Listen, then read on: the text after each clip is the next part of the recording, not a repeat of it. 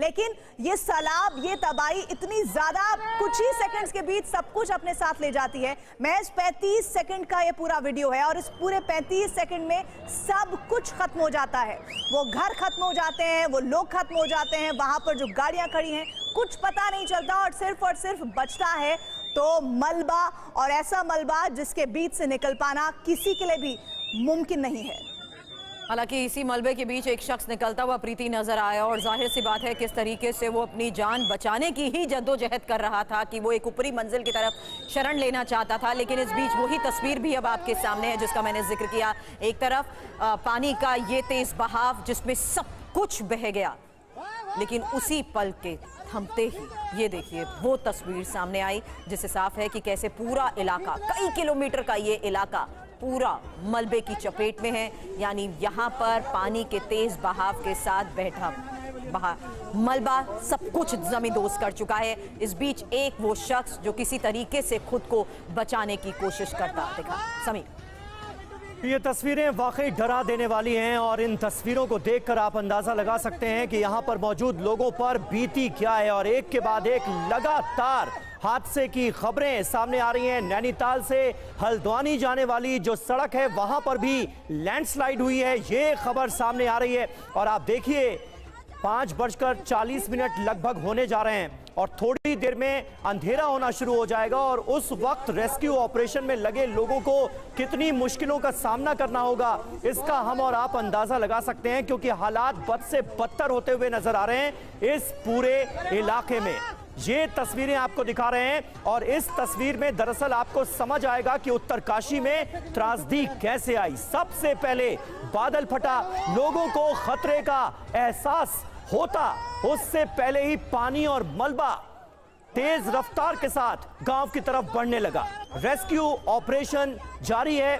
कई लोग दरअसल लापता हुए हैं, कई लोग बह गए हैं, इस हादसे में मलबे के अंदर समा गए हैं। उनको जल्द से जल्द मलबे से बाहर निकालना निश्चित तौर पर प्रशासन के लिए, एनडीआरएफ के लिए, सेना के लिए एक बहुत बड़ी चुनौती है।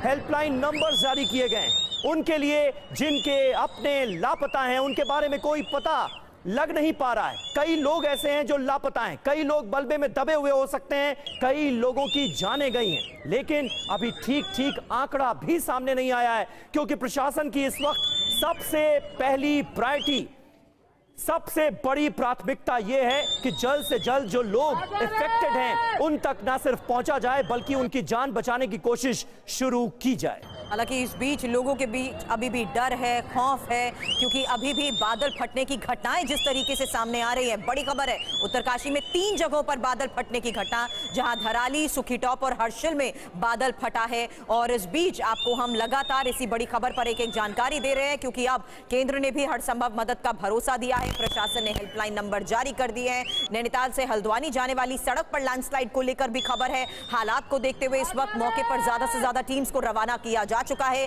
क्योंकि कोशिश यही है कि जो लोग किसी तरीके से बचे हैं उन्हें निकाला जा सके। ये यहाँ पर 20 से 25 ऐसे होटल और होम स्टे हैं और ये पहली तस्वीर के जरिए ही आप अंदाजा लगा सकते हैं कि सब कुछ पानी के इस तेज बहाव में कैसे बह गया और कैसे पूरा का पूरा इलाका, कई किलोमीटर का ये इलाका है जो अब मलबे के ढेर से पूरी तरह जमींदोज हो चुका है। यही वजह है कि धराली हादसे में अभी फिलहाल 50 लोगों के लापता होने की खबर है। जो लोग ऊपरी मंजिल की तरफ थे उन्होंने ही ये तस्वीरें बनाई, वो भी अपनों के बारे में जानकारी लेना चाहते थे। ऐसे में चीख पुकार यहां पर मची हुई थी और मौसम के इसी रुख पर लोगों को बिल्कुल भरोसा नहीं है। यही वजह है जो बात थोड़ी देर पहले प्रीति आपने कही, वीडियो में ये साफ नजर आ रहा था, लोग डरे हुए थे, खुद एक सुरक्षित स्थान तक जाना चाहते थे, लेकिन एक शख्स कह रहा था फोन कर, मानो इसी जगह पर उनके कोई अपने हो जिनके बारे में वो जानने की कोशिश करते थे या ये बताना चाहते थे कि ऊपर से फ्लैश फ्लड आ रहा है। और इस बीच गंगोत्री के एमएलए क्या कह रहे हैं, आइए सुन लेते हैं।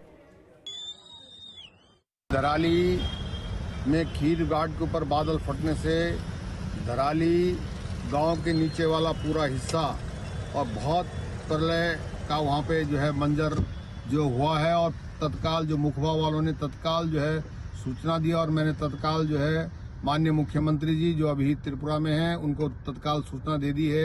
जिलाधिकारी को इसके लिए अलर्ट कर दिया गया है। हमारी वहाँ पे जो हर्सिल में आर्मी की टीम थी, आर्मी की टीम वहाँ पर पहुँच गई है और एनडीआरएफ, एसडीआरएफ की टीम भी मौके पे पहुँच रही है। बहुत बड़ी ऐसी दुर्घटना है। तो उत्तर